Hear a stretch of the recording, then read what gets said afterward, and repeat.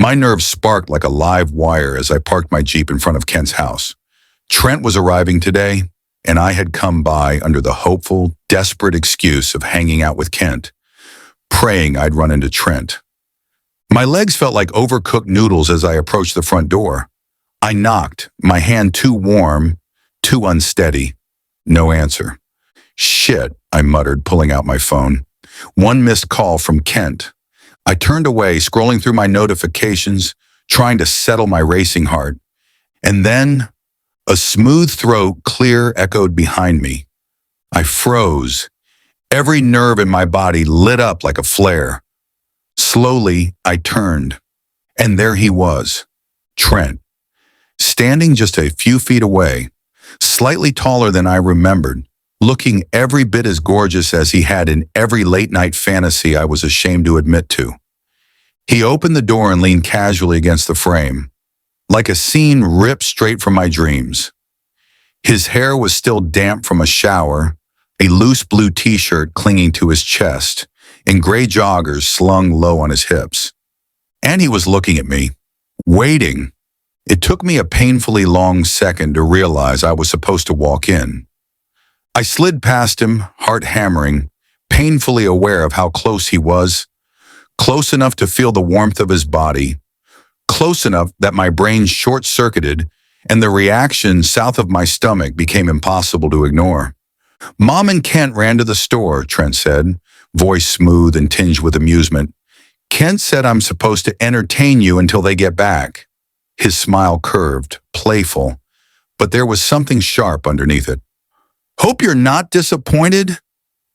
Disappointed? Hell no. I stepped inside, my pulse thundering, the realization hitting me hard. I was alone, with Trent. No parental buffer, no best friend distraction, just me and the man I had wanted since I knew what want even was. Not disappointed, I mumbled, fighting not to sound like a breathless idiot. I followed him into the living room, my eyes immediately betraying me, drifting down his back, over his arms, to the curve of his ass. God help me. Who the hell breaks up with this man? You want something to drink? Trent's voice cut through my very inappropriate thoughts. Water? Juice? He asked, glancing back at me as he headed into the kitchen. I swallowed, my throat suddenly bone dry. I'll have what you're having. He chuckled and held up his beer. I keep forgetting you're not a kid anymore. His smile lingered just a little too long. How old are you now? 18? My whole body stiffened. Kid? I'm 19, I said, sharper than intended. Turning 20 in 2 weeks. That seemed to catch him off guard. He disappeared into the kitchen with a thoughtful grunt. If he called me a kid again, I was going to lose it. I wasn't some teenager with a crush. I was a man, with ambition, purpose, hormones currently doing Olympic-level flips under my skin. A minute later, Trent returned and handed me a cold beer. Kent's told me some good things about you, Jay, he said casually. Oh, God. Had Kent told him about my ridiculous, pathetic crush? My stomach twisted. And congrats on finishing your undergrad in 3 years. That's seriously impressive, man. Sparks lit under my skin at the praise. We settled onto the couch, and instead of taking the opposite end like any normal sane person, Trent dropped down right next to me, close enough that our thighs brushed, close enough that the air between us disappeared. I wasn't complaining, not even a little. His body radiated warmth, and it soaked into me instantly, setting off a slow, delicious burn low in my belly. Brains and biceps, huh? Trent said, his lips curling. Gotta say, that's the full package. I blinked, heart thudding. Was that a moan at the end, or was I losing my mind? Then he leaned in just slightly, voice dipping lower, velvet smooth and teasing. I bet you get a lot of attention. Scholars, friends, girls, boys? My heart jolted. Oh, so that's what this was. Confirmation. I bit back a smile. Definitely boys, I said, locking eyes with him. Trent's gaze lingered a beat too long before he asked, "You're pre-law, right? You know what kind of law you want to practice? Trial attorney?" And just like that, the energy shifted, the casual tone, the assumption. Like I was just another naive undergrad dreaming of winning imaginary court cases and quoting movies. My spine straightened. "No. And why would you assume that?" I said coolly. "Cybersecurity and data privacy law."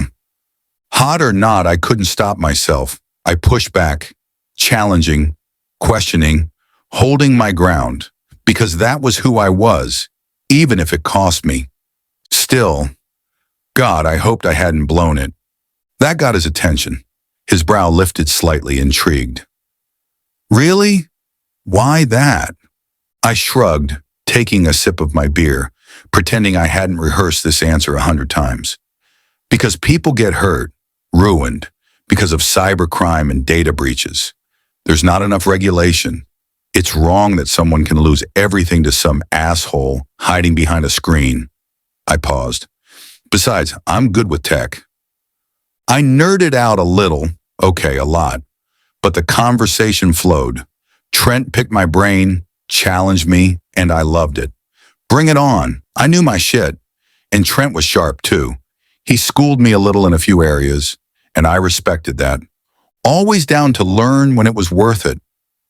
Trent gave a slow nod, his gaze lingering again in a way that made my chest feel too tight.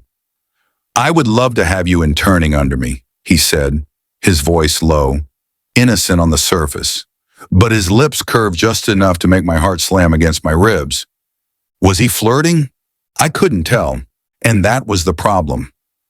Normally, I was good at reading people, but Trent? He had me spinning off balance, and I hated how much I liked it. Then Trent placed a firm hand on my shoulder, grinning.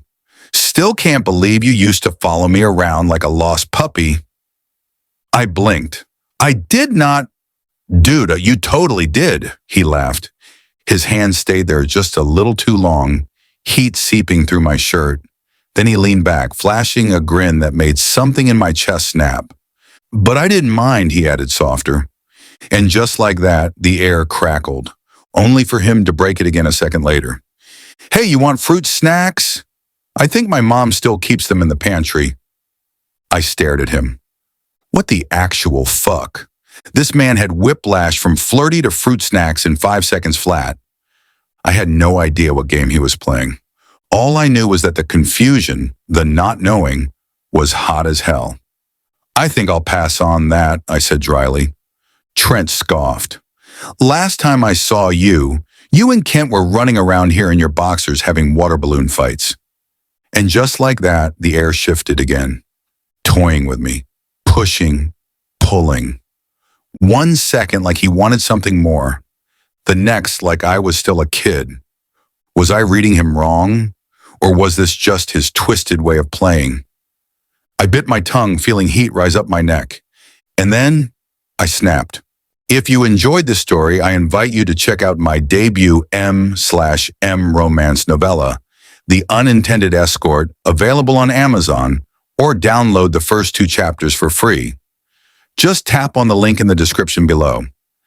If you love BL stories with emotional tension, humor, and 2 characters who absolutely did not plan to fall for each other, this is for you.